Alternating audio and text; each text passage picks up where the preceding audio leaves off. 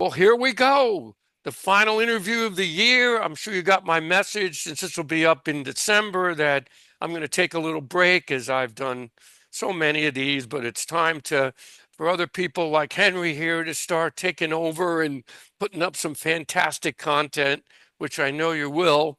So, what can I say more? Henry Warwick, I only know this man like 60 years, and it's been a pleasure. More, More, well, dude. We met in kindergarten. We well, were five. I need I'm to show you. 67. I So need that's to. like 62 years. Whoa. I need to show you something here. Oh, yes, please. So I don't know if you're able to see this. Oh my God. That's Uh, this is. second grade. Yep, there we are, right there. Look Holy at shit. that. Oh man. What do you think of that? And this is Miss Horvath. Horvath. Yep. And I found this. I had some reason I still had it, and I say, I'll be damned. Look at that. And right That's, next to each other. yeah, of course, because we were best buddies. We were, and there you go, how far we go back. So I Oh thought I'd man. surprise you on this and show you, and 1960. everybody Oh, can, wow, that is like 60 years ago. yeah, 1960. Well, on the back of it, it says 65, but maybe this was taken after the first of the year, maybe because we I think it has to started in do with 60, the graduation year. maybe, That's what I right? think. But So there you who go. knows? Whatever, but there you go. This is how proof of how long I know Henry. So Oh, that's anyway, I'm incredible. glad you enjoyed that. Oh, that So was great. Thank you. So let's get started here. But you've been doing this electronic music now since the 80s, and it's just amazing. All this experimental Yeah. music and everything in between. So how did you start off doing electronic music? Well, you remember I was in a band with James and all those guys, Right, and we had keyboard players come and go, and so I always was fascinated with the synthesizers, right. and the and then basically I in university my first year I studied electronic music in School of Museum of Fine Arts in Boston, where I got to Oh, play with okay. VCS threes, which were How amazing, about that? Wow. and multiple tape decks and just fun. Okay. And and in high school, I did this performance thing for my final, and it was all music concrete. So I was Okay. already well into it. I mean, in my high school yearbook, I'm quoting, like Tangerine Dream Yeah, and yeah, Shophouse you and were ahead of your Cage. time with music, I'll tell you that. Yeah, and so that's where my head was at. But in terms of making it, I was I went through a number. I went to art school, so I was more into painting and drawing and stuff like Right. that, and had a great time of it. And then in '85, I had a number of, shall we say, personal crises. Okay. Basically, I was just losing my shit,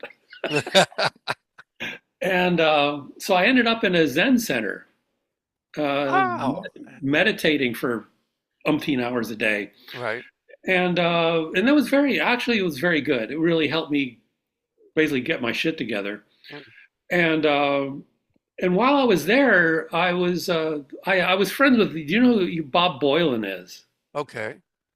Do you know him? No, I know. Oh, okay. So you know All Things Considered? Oh, yeah, of course. Okay. Well, he was the producer or the director of All Things Considered for a number of years, Okay. and then he started doing All Songs Considered on Okay. NPR, and then he started doing uh, Tiny Desk concerts on YouTube, Okay.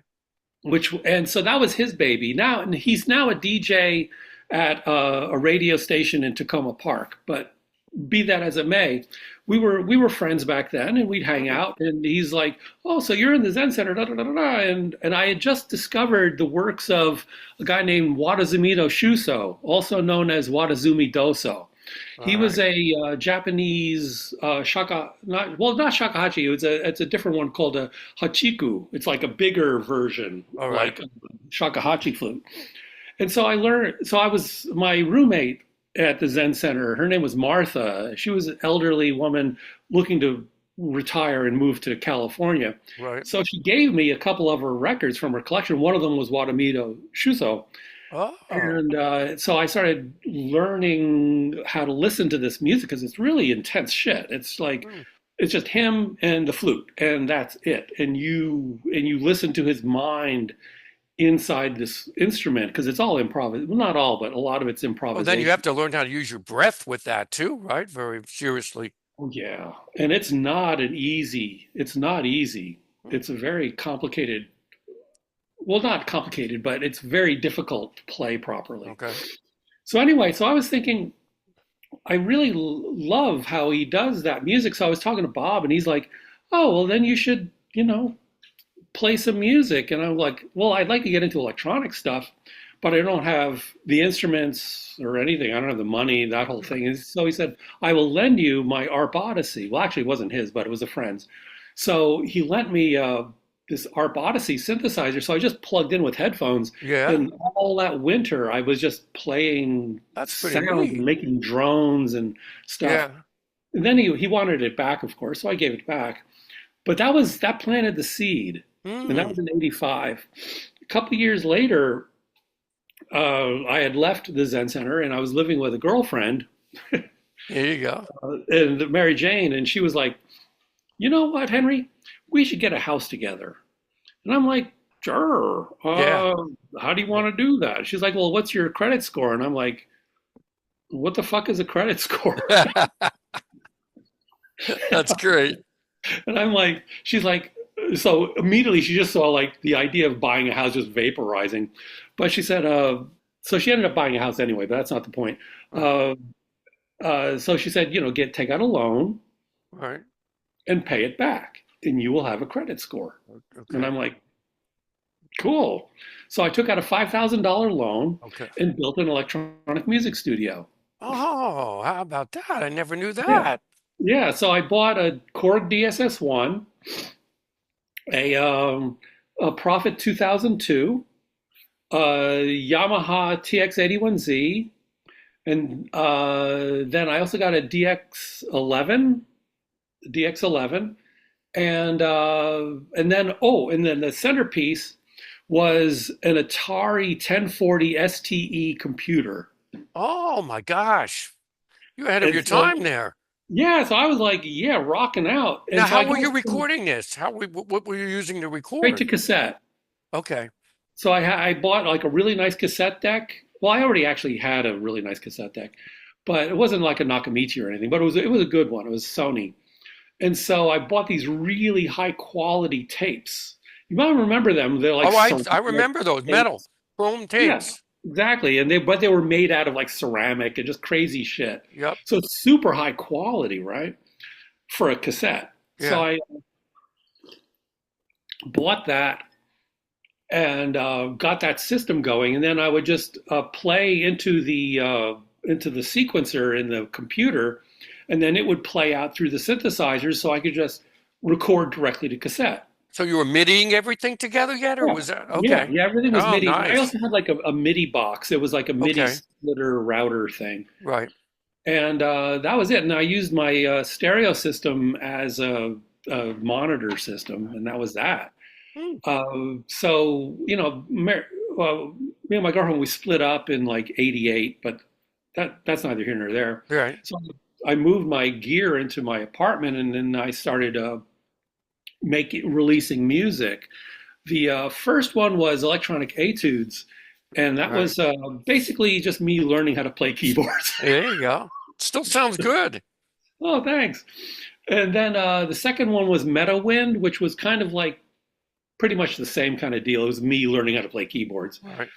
And then the third one was where I really started getting into textures and started following that muse of making Mm. music that came from in here into your ears, like that. Just I started finding that path of texture and space Mm. and uh, electronic sound synthesis, like how to do sound design and development and stuff. So that's what I started doing, and then I just kept doing that. Then in '91, I moved to San Francisco Okay. and released Snow, I've heard that. which Yes. Very which pretty. Very was nice. oh thanks yeah that some of it's pretty gritty and kind of like It's nice because yeah, it has that. I'm in your face. yeah yeah, and I also was very much interested in plunderphonics. I read the uh, the lecture by Okay. John Oswald about plunderphonics from '85 or '86, and uh, and then I started applying that. So that on Snow, there's that song, "The First Time," which is my like plunderphonic-y approach to Mm, the first time ever I saw your face, as sung by Roberta Flack, all right. and uh, and I love that song. It's just so Yeah, it's beautiful. It beautiful and is. lush, and it just makes you cry. It's just Yep. I wanted to amp that and make these evocative, emotional points in the song even more evocative and more emotional. And Okay. so I started using all kinds of processors and stuff just to make this huge. So she would sing, you'd hear her singing, and then it would just turn into something else. Mm. I didn't realize then that this was going to become a style of music called vaporwave 30 years later, but Yeah, you were ahead of your time with that, right? what are you going to do? But it's very intense. There's some intense moments on that. Yeah, and so I did that, and then I took a break from music for several years. What Uh, happened? Why? Why? What did you just I just suddenly had this thing about painting. I just wanted to get a set of paintings done. In fact, you can see one Oh over there. yeah, see that. Yeah, that's called Fell Street Shuffle. I did that in 1995, Okay. and it's yeah, that's like 24 karat gold leaf. Oh, This is okay. yeah, this is a very I see expensive that. painting. Now, have you sold any of these paintings? Oh Do yeah, you, yeah. I sold about three or four of them. okay. And the rest are on display in San Francisco Oh, at that's a. great. It used to be at an insurance company, but then they moved, but they left the paintings behind. So now it's in a daycare center. That's funny. Hey, but Well, it's so out far. there though. Somebody's I gonna don't see have it. to. I That's don't have the to pay for thing. storage, That is something. so it's there. See, I didn't know you had a painting phase there. I didn't even Yeah, know that. yeah. So That's that's why there's this big gap in my music. okay.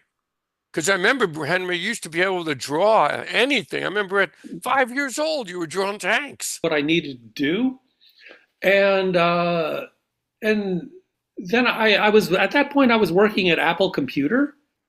Oh, I was on okay. the Final Cut Pro development team, and so I met some people there, and we started talking about music and ideas. And I thought, I should make some more music. There was something in my head that said, yeah, Mm, it's time to yeah. do the music thing again. So I did that, and so in 2000. Well, that started in like 1999. And then in 2000, I started producing again. And I had a friend, Gary Sylvester. Okay. Well, that's what he went by anyway. Yeah. And well, actually, that is his name. Sorry. Anyway, that's okay. But Gary was a great guy. He lived in Santa Monica, and he ran a label, the Cortical Foundation. All right. And all that stuff. You might remember this about 25 years ago. Suddenly, all this Terry Riley music started becoming available, Right. and like The Gift, and like all that's Yeah. really you're no good. Well, that was all on the Cortical Foundation label. That was all Gary. Oh, I didn't know that.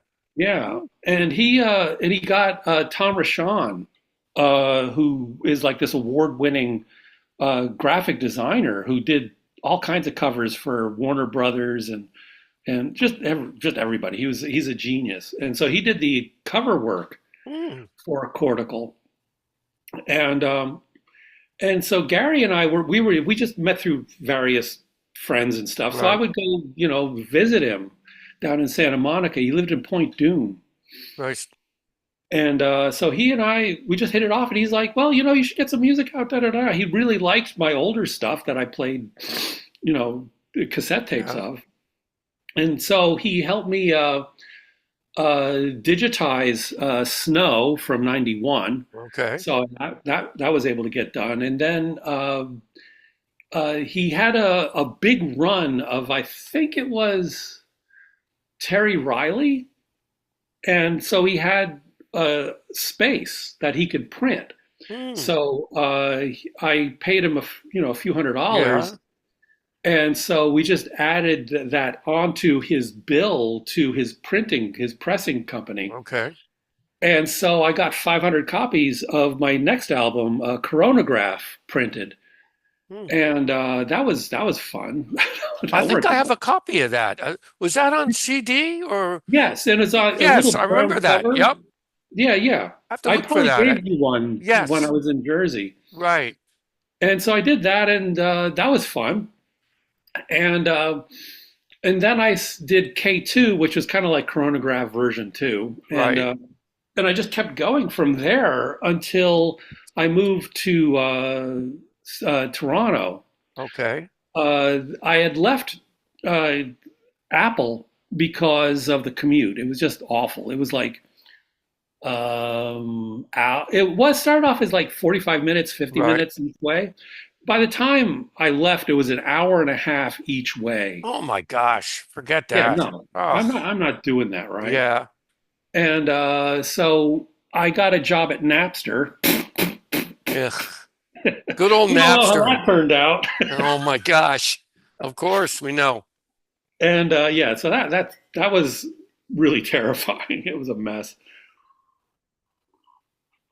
And then I got this job teaching Okay. Yes. for a while. And remember, I was staying with Phil and Cindy in Cranford, Okay. and I think you and your wife came to a party there. Yes, we did. I remember that. Yeah, yeah, Yep. yeah. I have pictures of that. I I should think send I you. know I know Phil since a kid too. Yeah, yeah, yeah. Phil's. I just talked with Cindy. Oh, must have been just like a few months ago. He's But some he's somehow related, like a second or third cousin. I don't know. yeah, yeah, you To me are. or Yeah, something. which is really funny. Yeah, isn't that hysterical? A small Tell him I world. said hello. Oh, absolutely, absolutely. Well, maybe he'll see And this. I don't know. yeah, oh, I'm sure I'm going to send it out. Everybody, he'll know. So keep going. Oh yeah. So anyway, yeah. So that's when I was teaching in New Jersey, and that fell through. That ended because the governor cut the budget by $250 million or Oh, something. So my job just disappeared. hmm, And so I went back to New Jersey, and at that point they had just reelected George Bush, and I right. was just like, Oh boy. "This ain't gonna work." So I got online and talked to people, my friends in Netherlands. Hey, got any teaching jobs? And they're like, Yeah. "No."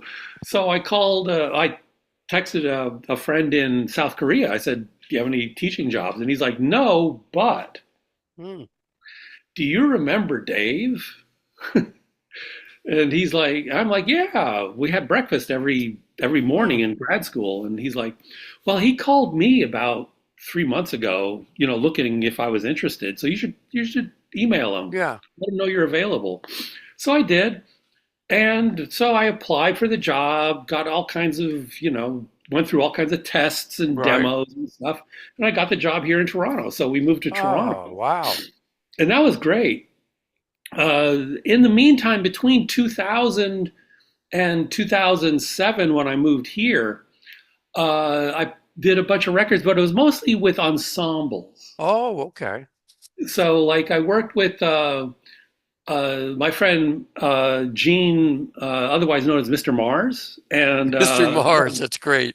well, his name is Polish, and it's like Okay. Marszewski or something. I forget.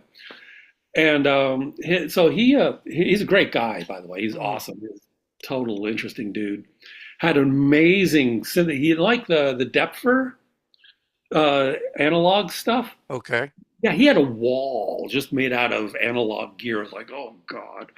It was Man. amazing, amazing setup. And also with another friend of ours, LX Rudis. So we put out a record called Hit and Run by MRW for Mars, Rudis, Warwick. Oh, I don't know And that one.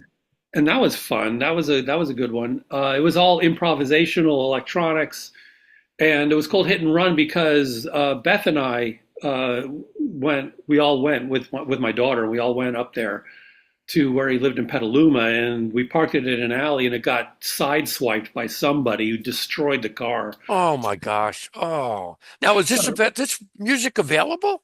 Oh It, yeah, it- yeah, it's on my website. It's under okay. the name MRW. Okay. Before that, I did a record with uh, Cunningham and DeLima. So Okay. that's CEW. That was Jeff Cunningham and Mark DeLima. And they're both fabulous people. I saw them just a few years ago. Beth and I uh, went to San Francisco to visit our old friends, and they were there, of course, and it was Mm. really nice to see them. They're totally, totally awesome folks. And yeah, and so we did a thing called CDW Resistor, and that was all done in like Ableton Live and Reason, and we all recorded to a little a video deck because this way we get Oh. a digital recording. And who started the songs? I mean, I spoke to a gentleman by the name of Detler Keller, and Hmm. he does electronic music in a ensemble type of way. So, explain how did you start these Oh well, live? we'd all assemble in Mark's kitchen, Oh, that's great. I like and that. Mark's a great cook, so he would just feed us and shit. And it was, or we'd go down to the corner where there was these taco place, but it was Right. behind like bulletproof glass. It Oh was my awesome. gosh, that's And funny. there used to be a bank, so the bank drawer comes out, and there's your tacos, That's over the money. But it was anyway. So we would have dinner, and then we'd sit down and get to work, and we would just start noodling around.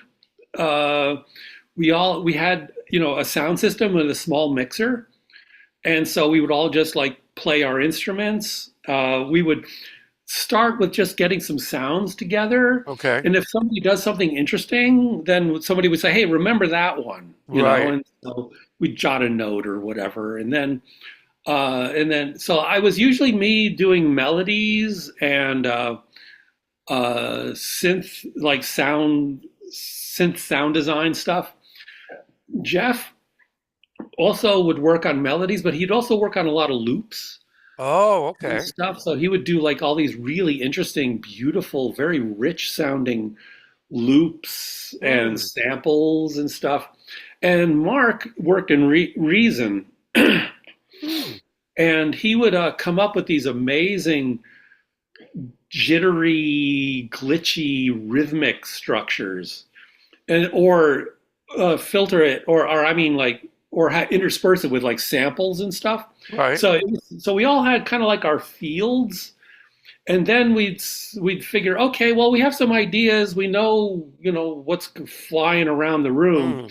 Mm. Why don't we just hit record and see what happens? Yeah. And so bingo. So I'd hit record and we would just start playing. And then when we were done, when it's done, you know how that feels. You just sort Yeah. of like stop. Yeah. Yeah. And then we'd hit the stop and that was it. And so that's usually how it worked out. We had a fan. We had one fan. Mm. It was this woman. She was a crackhead wraith. She was like skinny as can be, and she hung out in the alley behind the kitchen Oh my gosh. Fun. and listened to And she would us. listen. Huh? And sometimes we would That's stop, funny. and then hear, and then through the window you could hear. One fan. Oh my gosh, that's funny. That's great. But that's also up on my label, Kether, Okay. and that's under not MR, CDW.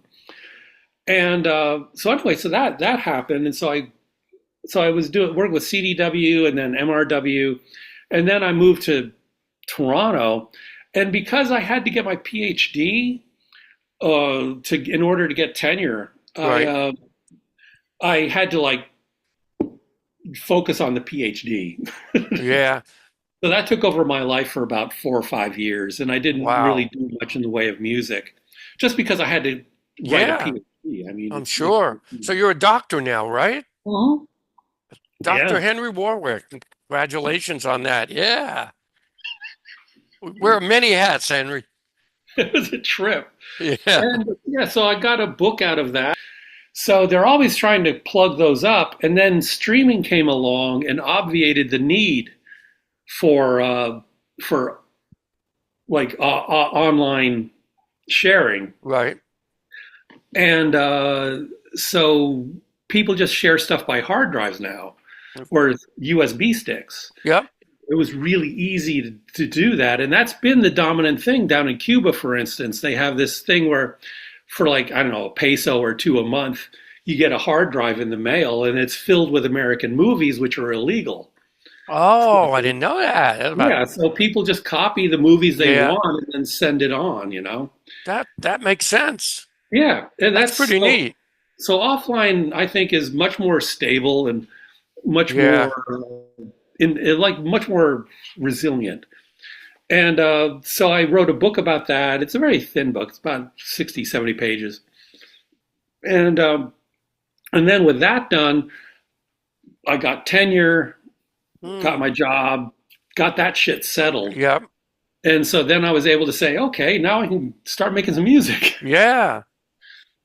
And so there, so then I went back into making music. I had a keyboard keeping me busy that way, just so I have something to play. Because I sold all my stuff or gave it away Hmm. before I moved to Toronto. Mr. Mars has my Mr. old Mars. boyfriend. Okay. Yeah, he's awesome. He's a great guy. And so yeah, so he has most of the stuff that I had. And then I bought it. I guess it was like in 2009. I bought no, it was 2008. I Hmm. bought this huge thing, Yamaha Motif XS6. Okay. Hated it. It Oh, was yeah. just, Too it big, was right? just, it's not so much the size as the complexity and the stupidity of its interface. Hmm. I don't know. A I lot don't of know. new synthesizers these days I don't really like much. I don't know. They don't have good oscillators. They're made Well, it, cheap. They sound well, tinny. you know, I don't. I can live with that even. I mean, because like we all remember the like everybody says, oh, the ARP was such a magical instrument. No, the filter on the ARP sounded like dog shit. That's I mean, true. let's be fair, it was terrible, but it had other qualities that were really nice. You know, like the envelopes and the Right, oscillators right. and Well, stuff were that's really it. good. And you can get it was duophonic, like the 2020, the I think it was a Yeah. 2600 was duophonic. Hmm. So you could get more than it was a good machine, but sound quality and like the old TX81Z was really noisy, as were the early DX7s. Hmm. So you know it's up and down. I don't mind that, but what I hated about the motif was like let's say something really simple. You get the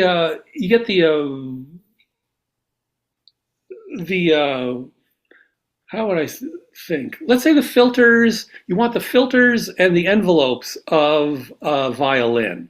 Right. Fair, right? And and so you do that. But you want the piano sound. Okay. That should be simple to do. Right. You would think. You just go in, find where the waveforms are, swap them out. No. Well, they don't think people are going that deep with these keyboards. They're just people are going for the presets and Hmm. that's it. Yeah, So exactly. they That's don't create exactly. these instruments to anymore. There's some of them anyway for you to explore with. Yeah, exactly. And that also goes back to, and I should have known better, you know. Yeah. But the yeah what's that called? The Prophet 5. When they built the Prophet 5, sequential circuits started after the first year. They started looking at their returns. Like what's been damaged, blah blah Okay. blah blah blah, and they found that 85% of the people who bought Prophet 5s never once changed any of the presets. Well, listen to all those 80s songs, Yeah, the same patches. exactly. But the thing is like, if you're going to do that, then why have a synthesizer covered in knobs? Right. Because each Exactly. knob needs to be calibrated, each knob needs to be Yep. tested. That's That's a right. lot of money. It is. So just get rid of it. Right. So that's why everything after like the Prophet 5 suddenly turned into like a surfboard, like It the did. It really D7 did. and the M1. Yeah, because they figured out their audience it was kind of like the victory of East Coast synthesis. It was like the victory of Moog against the West Coast, like Buchla. Right. Buchla didn't even have keyboards. It was just like these weird finger pads. But, with Moog, you had keyboards and you had Wendy Carlos and all these people backing it up. So Right. Exactly. suddenly a keyboard player could just have a bunch of really cool sounds. Exactly. That's what it did. Right. And that's all it was. So that's what the motif is all about. It's about keyboard players who just want cool sounds. And I didn't think about that, so I wasted $2,000 on this stupid huge keyboard. But anyway, so I sold that. Well, I guess you had to.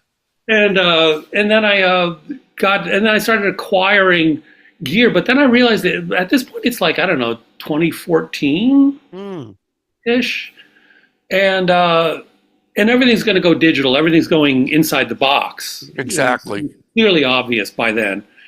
And so I just I already had Ableton Live. I'd been working with Ableton since version 0.85. I was doing beta testing for them, and so I got that, and then went to expand that method of work. Were you doing patches off your keyboard too? I mean, off your computer? Were you using? Yeah, I was using I all remember kinds that. of synths, and I was doing, and I still had a synthesizer that I had from the late '90s, early 2000s, called the Yamaha. What was it?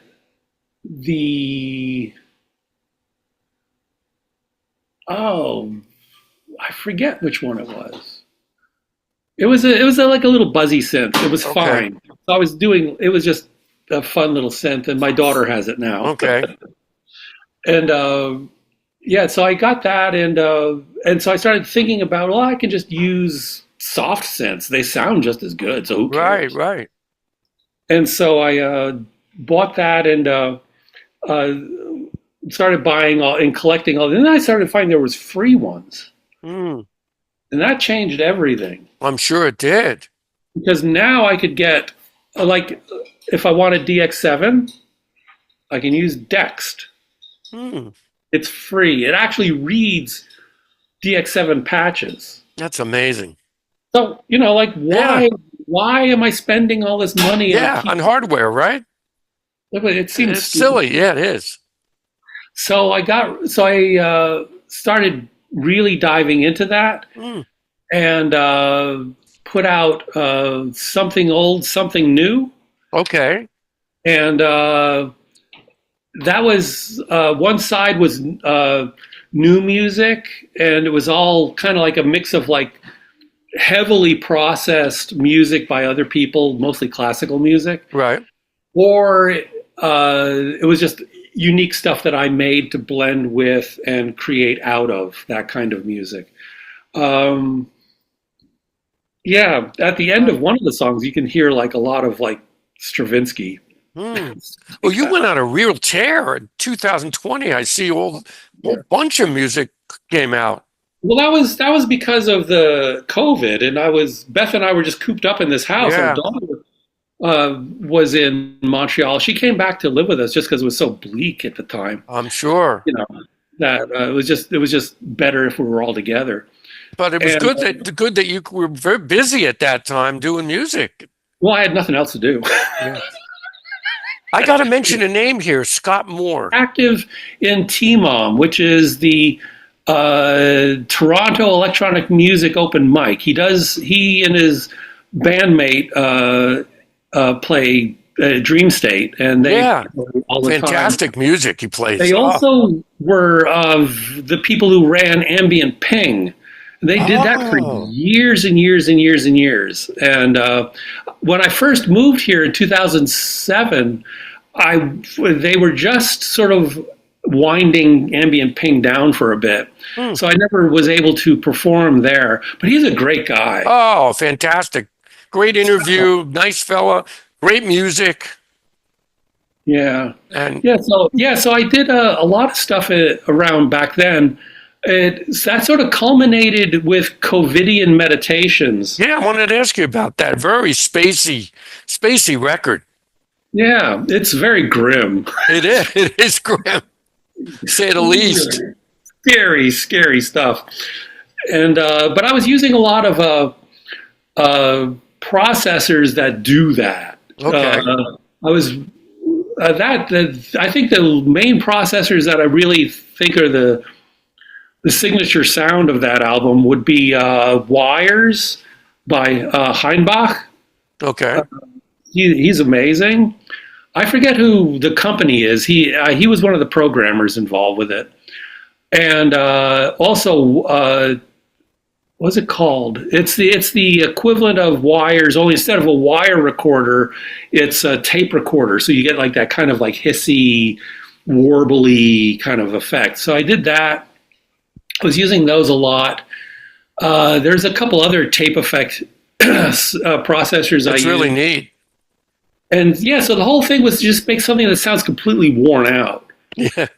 Because that's where I was at. And then I also did but that was kind of like the capstone of that whole process. I also did the Quintessence series. I wanted to ask you about that. One of the songs is such like a church vibe. I feel like I'm in like Notre Dame Cathedral with the beautiful like sounds coming out, like a very church type sound. Well, it was very much because I was cooped up here, and so I just found myself completely isolated, other than being Beth, Yeah, we all were. Yeah, and so I wanted to make something very transcendent that I could travel out of the house with, is like, and also going back to what I was talking about with Guadagnino, it was like making something from the inside, but I'm finding that the inside was not in a good place. And so rather than use the keyboard, I started working on a variety of chord progressions. Okay. And then just doing the same chord progression, but in a whole bunch of different inversions. Wow, that's interesting. And so it's the same chords over and over, just in like a different order and in different inversions. Okay. And so I just copy pasted these chords into Ableton Live, and then did the sound design. Because you had five records of this. Yeah, right? yeah. Wow, that's quite a series. Yeah. That's a lot of output. Oh yeah, yeah. Well, I had literally nothing else to do, and so it was kind of easy because like you figure out the chord inversions and then the patterns for that, and then it was kind of easy getting the chords together for that. I want to talk about the Zither studies. Oh God, yes. Beautiful, one of the most beautiful records you've ever done. I agree. Gorgeous, gorgeous. Talk about that. Okay, so again, talking about Guadagnino, this is a beautiful story. Sure, let's hear it. So back in 1980, I think it was 1980, me and a friend of mine from university, we went to New York City Hmm. And in the Lower East Side, there was a place called Leo Weiser's Occult Bookstore. And we were like, Oh, okay. let's check it out. Yeah. Ooh, that could be fun. So, we go in there and we're having, looking at books and I hear music playing and it doesn't sound like it's coming out of like the speakers in the ceiling. It was like, this is somebody playing music. And I'm like, this is gorgeous. It sounds like Laraji because that album had just come out, the one that he Yeah. did with Uno. And I'm like, this sounds like Laraji. Yeah. So we go through the store, and there's Laraji sitting cross-legged on the floor with two zithers running into Oh my different effects. gosh. What are the chances of that? That's amazing. Exactly, right? And I just stood there going, oh. He just did another tour, I think, last year. He Yeah, was yeah, playing he was around, right but after. the chances of that's incredible. So that blew me away, and I could see what he was doing. It's like this, like Watazumi. It's a meditative space, Hmm. and so the music comes out of his core and is expressed into sound, through these zithers. Hmm. And I thought, I really love that album. I love his music in general. Yeah. I have like 5 of his albums, 4 of his albums, and they're just amazing. It's just They are. beautiful music. And so I figured, you know what I'm going to do? I'm going to see if I can do that, but I can't play zither because I have no freaking idea how to do Yeah. that. And so I got a zither, a VST. Okay. And so I just started playing zither on my keyboard and thought, well, maybe I can sort of do this. And so I started analyzing his sound, like the chorus and phase shifters and the delays and the reverbs that he used. And I'm like, yeah. You did a great job on that. Well, I figured I could sort of do this. So I wanted to get inside his sound and play like him, even though I can't play like him, but see what it's like to make that, And I thought I did a good job. I contacted Laraji, and he gave me a very positive reply. He said, "Keep going. Good luck." That is a beautiful record. I think people should get a copy of that. To start off with your music, that would be quite a start. And then you did this John Cage type Oh of yeah. record. Let's hear about that. Okay. Well, HBSCHD, right? yeah, HBSCHD. Yeah, I listened to that back in high school. In fact, I bought the album back in high school, and I still have it somewhere upstairs. But it was very, very interesting. I liked it, but the thing about HBSCHD is that it's an album, so you play the album, and then you get a computer printout, and it's all this randomized stuff of left and right channel for volume, bass, and treble. And every 5 seconds, the numbers change. So to listen to it, you have to change the settings on your stereo system. Oh, interesting. Yeah, it was nuts. Wow, that is.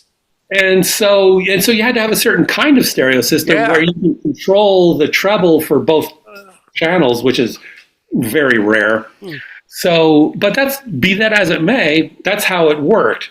So what I did was I recorded the album, and then I put it into Ableton Live, and I split the channels, stereo channels, so I was able to actually add, 2 EQs, for bass and treble. So, okay.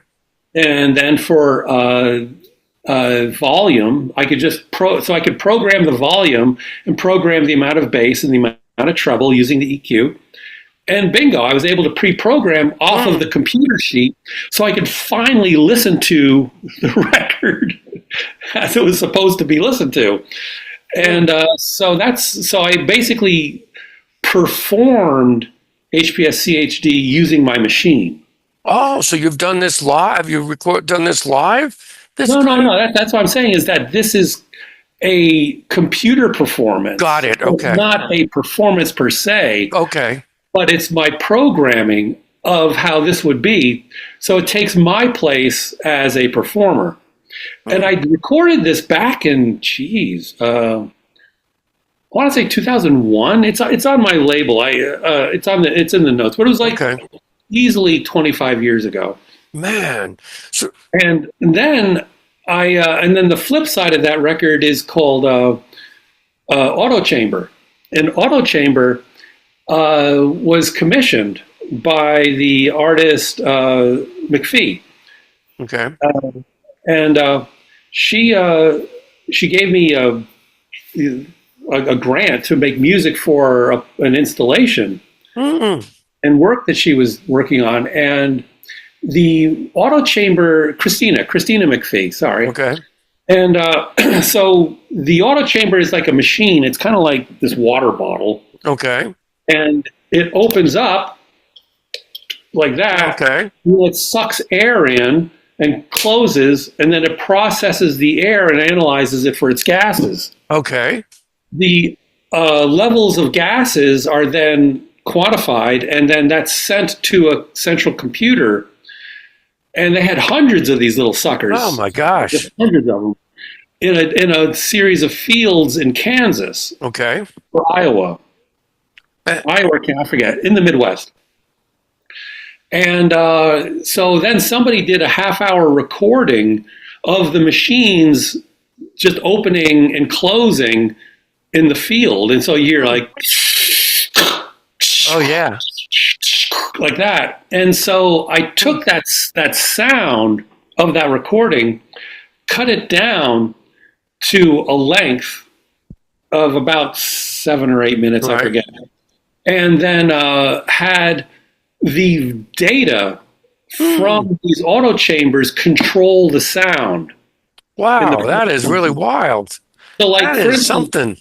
so as the winter came in, the CO2 level went way up because there's no green plants, dumping Right. oxygen. Right.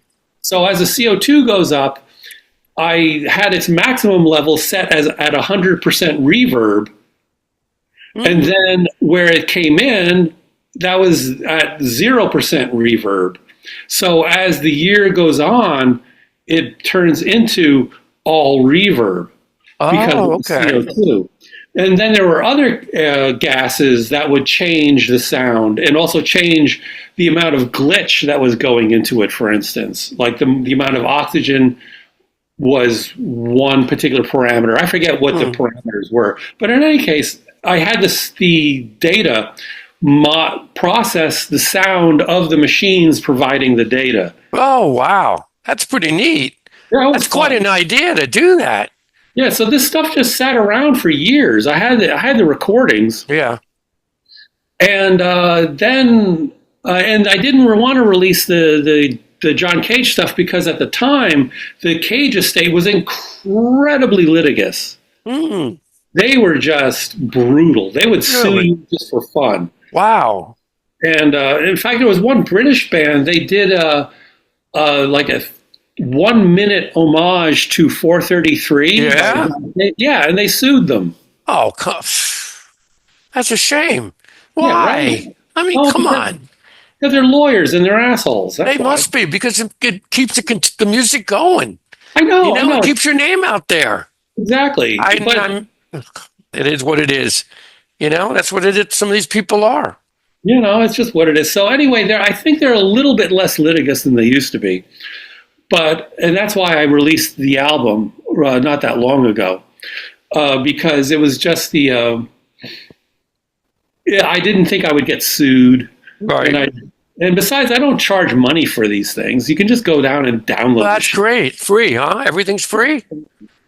And because I thought about that, and it's an important consideration because if you don't charge money in our society, you're not seen as a professional.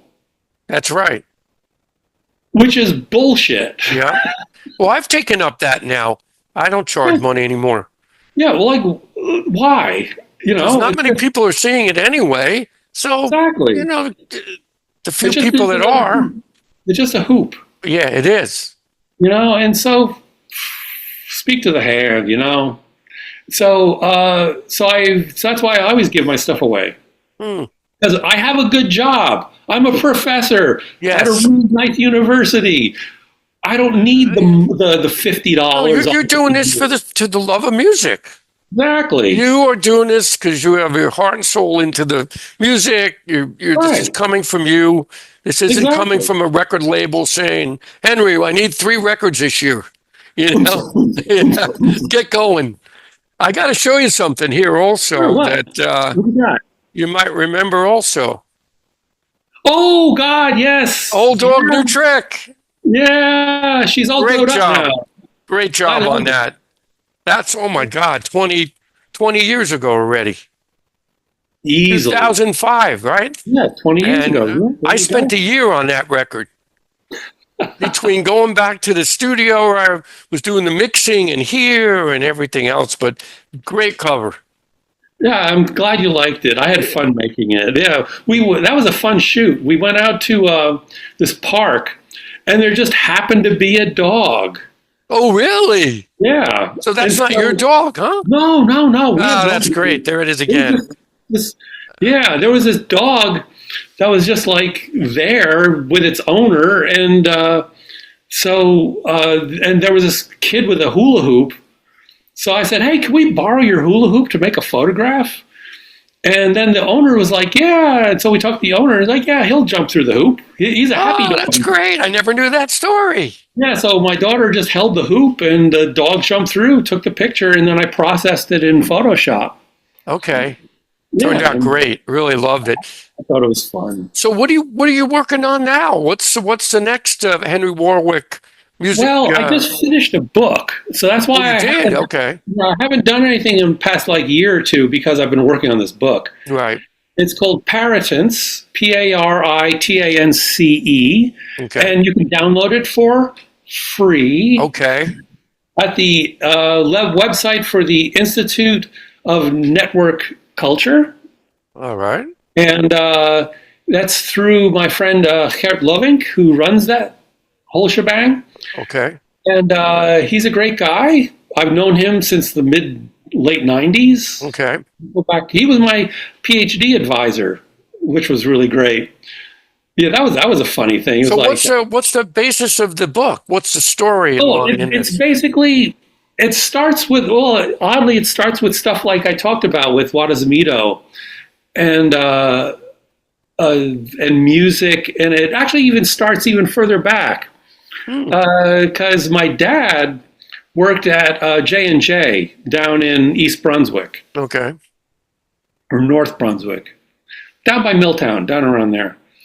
And now it was called the Modesse plant. I don't know what's there now. I haven't been there in decades, but my mom said, let's pick up your dad. Okay. And from the factory. So I'm like, cool. So we go there because I'm like 4. Yeah. My brother Matt, he's like 2. And so we clamber into the Rambler wagon. That's funny. Rambler. And my mom drives us down there, and she reads a book, and Matt, he fell asleep. So I'm just going to listen to the radio. So I turn on the radio, and it was WABC. There you go, Harry Harrison. Exactly. And so we're listening to ABC, and then this song comes on. It's like,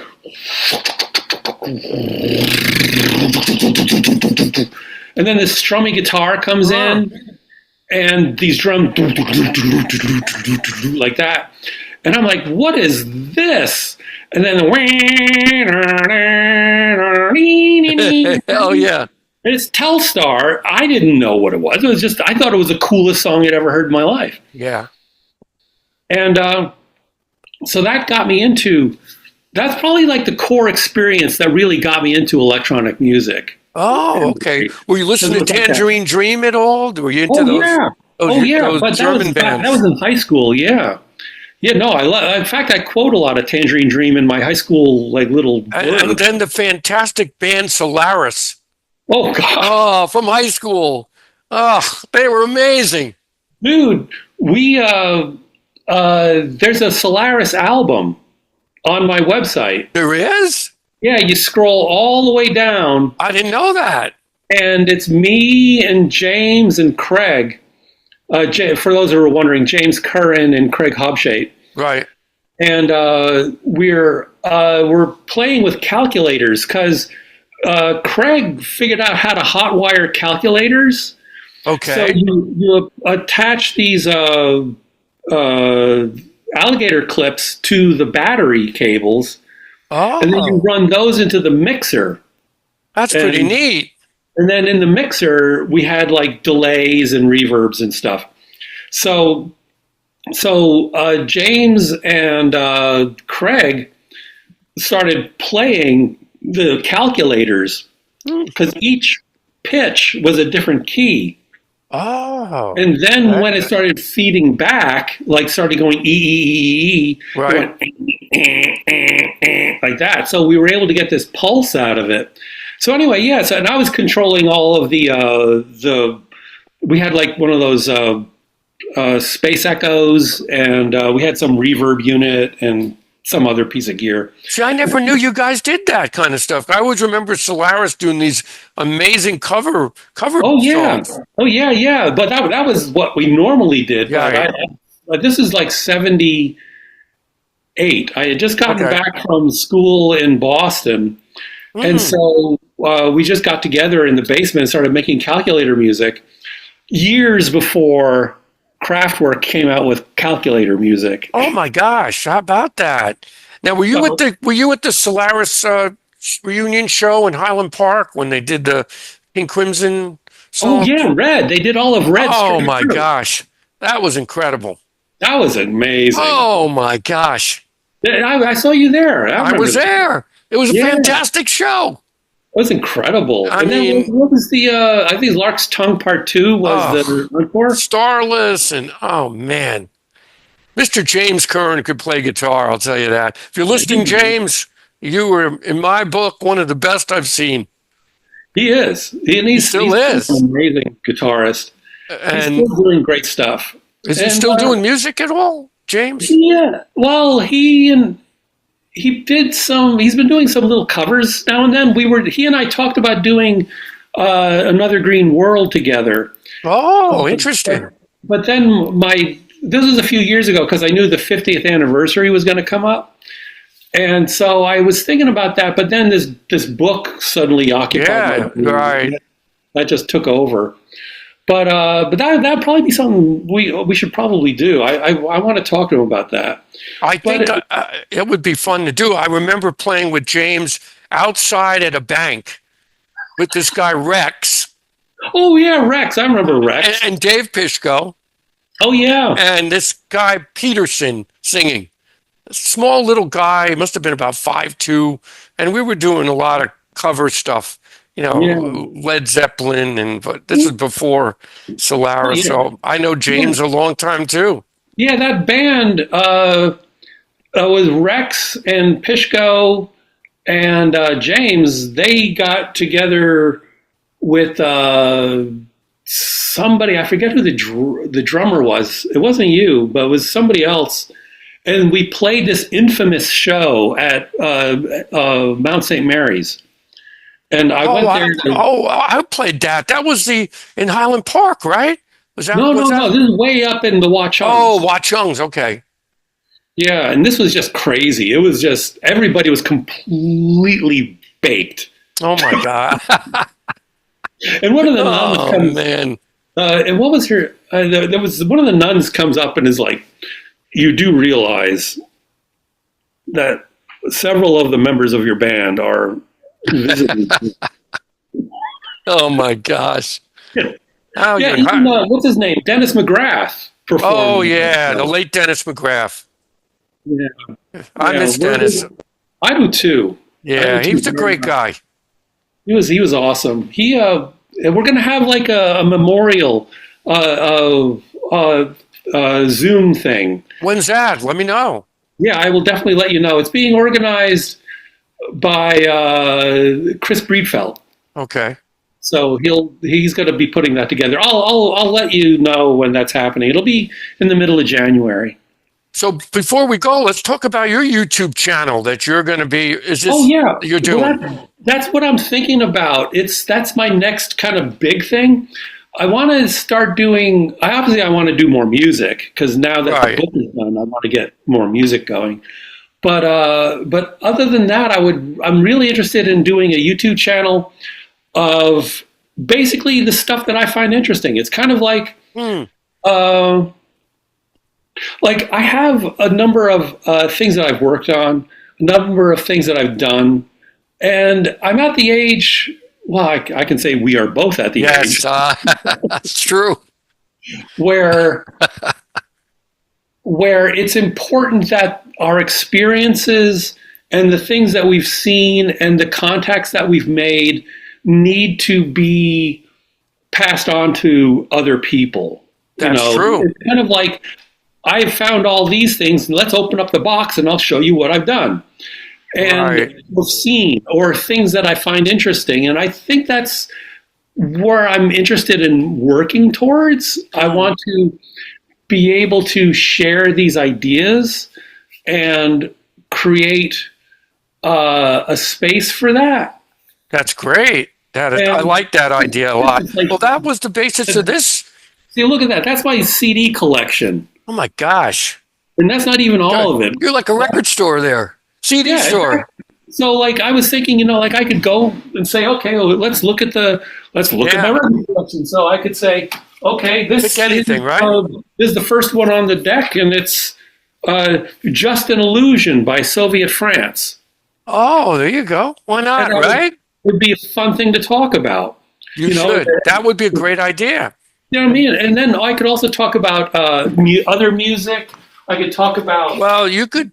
cultural and media issues and stuff Yeah. going on within YouTube and artificial intelligence. Oh yeah, you're smart, Henry. You'd be able to really do great with that. But my vision was with this channel never to do this many, but I met so many great people with great stories.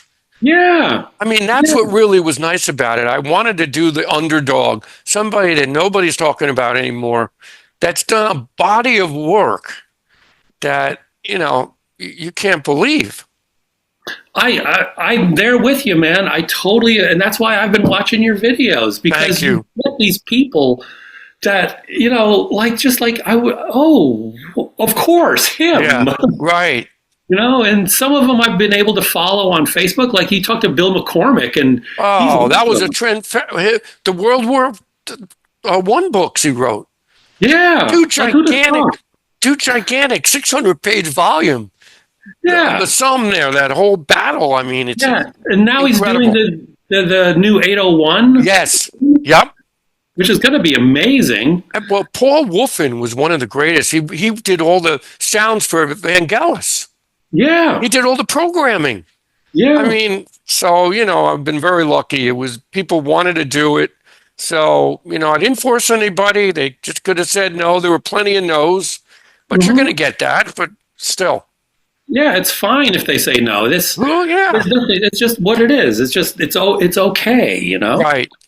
But yeah, I think that there's so much stuff like that, and should. people, you could have and there's even more people that I know that you could. Yes. Well, I'm going to take a break and then I'll get my energy up again to do it. And I want a lot of people like you to continue on with this Oh yeah, journey. man. Keep And it going. and we're in touch, so you know what I'm up to, and I know, Henry. It's such a pleasure seeing you again. we can do this again. Yes, And I would love to. Once I start up, you could be the first fact- guest. this would be funny. Maybe I could start. Maybe I could do an interview of you. There's a I lot to like talk that. about. I have just as much to talk about. Just Yeah, as I know. much. I know. I And an know. incredible career too of music with post-punk stuff and the whole Everything. liquid in world. fact, I use liquid in my sound synth class How all about the that? time. Yeah, because of the whole thing with a cavern and the whole copyright thing. but the whole connection with Sal Principato and Oh yeah. James Curran and Seamus No, McGraw I know. It's like and I've you, known Sal since high school. isn't that something? It's crazy, He, right? he performed here in Toronto several years ago, and I got to hang Right. out with him. You know, he was at the Baby G, Oh yeah, and Fist of Facts. I'm sorry. It was the Fist of Facts. He was with Fist of Yes. Facts. Yeah. He's a Yeah. sweet guy, great Yeah. guy. And There's another person you could interview. You know. oh, that's the only one. He didn't really want to do it. I don't want to push Oh, him, so it's all that's right. okay. It's Hey, fine. listen, I'm. It's the way it is. I just had a lot of fun. Fine. But Yeah. anyway, Henry, this has been really great. You're one of the last few childhood friends I know left. You know, we're still here. We're We're still still pushing here. it. That's We're it. doing it That's it. So so much. anyway, everybody, thanks for coming on the show. Henry's my last guest. I wanted to make him my last guest when I decided to take a little break. And thank you again for doing this, Henry. And it's always a pleasure seeing you. And You are God so bless you. welcome. You are God so bless you. welcome. And keep up the great work and keep this innovation going. You're the one to do it. All right, Henry. It's been Take it's care, been a man. pleasure. Thanks a lot. See you It's been around. good.